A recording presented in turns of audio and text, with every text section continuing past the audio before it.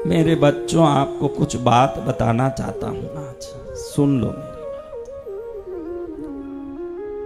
बात। आपके घर में अशांति बहुत हो, किस किस के घर में अशांति बहुत है, सब हाथ ऊंचा करो। आगे कोई बच्चा हो तो उसका नाम शांति रख दो, कम से कम कोई पूछे तो हमारे घर में शांति है। एक भी ये नहीं बोले कि हमारे घर में शांति है। रोज के रोज कपड़ा धुला हुआ पहना करो। अच्छे से समझो ये बात। पुरुषों को जब से ये जीन्स पैंट आया 7-7 दिन तक धुलता नहीं, क्योंकि वो धुला नहीं धुला उसमें कोई दिखता ही नहीं फर्क, तो उसी को लटका लटका के पहनता रहता आदमी। मालूम नहीं है उसको कि यह दरिद्रता को आकर्षित करता है, शुद्धि समृद्धि को आकर्षित करता है, तो गंदगी दरिद्रता को आकर्षित करता है। वस्त्र पुराना हो सकता लेकिन धो के पहनना चाहिए। जरूरी नहीं कि रोज नया पहनो, जरूरी नहीं है। रोज धो के पहनो, शुद्ध रहो। दातुन अच्छे से रगड़ के करो। कुछ लोगों के नजदीक जाएं तो ऐसा जी घबराता है कि यहां से भाग जाएं।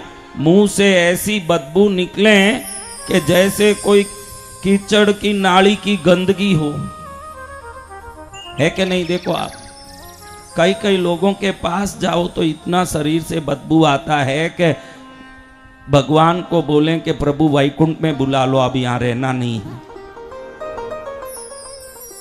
तो बदबू शरीर में ना आए, मुंह में ना आए, जहां भी देखो। आपको मैं निश्चित बोलता हूं, आप देखो सोचो कि आपको कोई व्यक्ति याद आए जिसके पास जाते ही बदबू आता है। ऐसा कोई व्यक्ति आपको याद आए, कोई औरत याद आए, वो हाथ ऊंचा करो कि हमको याद आ रहा है कि ऐसे बदबू वाले व्यक्ति हैं। जिनको भी याद आ रहा है वो हाथ ऊंचा करो, शर्म मत करो। कौन किसको याद आ रहा है कि ऐसे बदबू वाले हैं? है ना बदबू वाले? उनको देखना, वो संघर्षमय जीवन जिएंगे। आप जिसको भी याद कर रहे हो बदबू वाले, उनके जीवन में बहुत संघर्ष होगा, उनके जीवन में दरिद्रता होगी, उनके जीवन में परेशानी होगी। क्योंकि जहां बदबू होगी, जहां गंदगी होगी, वहां परेशानी होगी। जहां शुद्धि होगी, जहां सुगंध होगा, वहां समृद्धि होगी। बहुत सरल बात, जय गुरुदेव। बहुत सिंपल फिलॉसफी है ये। हमारे दर्शनों में रोज नहाने का, ये विदेशों में देखो वो दरिद्रों नहाते ही नहीं हैं, ऐसे ही सेंट मार के आ जाते हैं सब आधे पाधे। कब नहाए न कब धोए, पीछे भी कागज से पहुंचे। क्या शुद्धि होगा न क्या निकलेगा। ये गंदगी के लोग हैं, इसलिए उनके मरते समय शांति नहीं। विदेशों में स्वरो छोटे बच्चों को, कई माताओं को नहलाने में जोर आता है तो कल नहला लेंगे, बस बच्चे गंदे घूम रहे हैं। बच्चों को रोज नहलाया करो।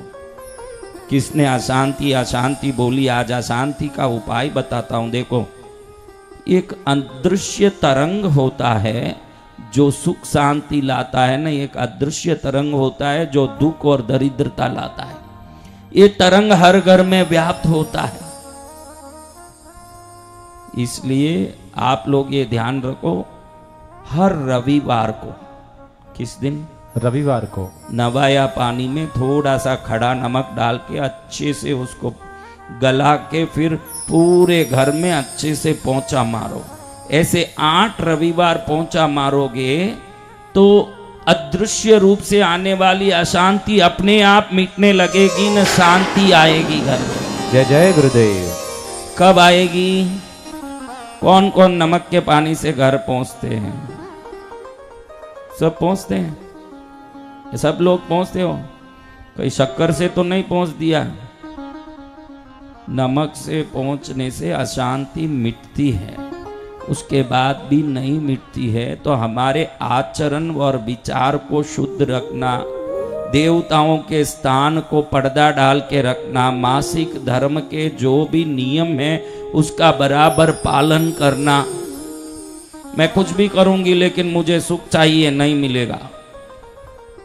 जीवन में जो करना चाहिए उस नियमों का पालन करने से ही सुख आएगा। कौन कौन नियमों का पालन कर रहे हैं उनको आएगा सुख।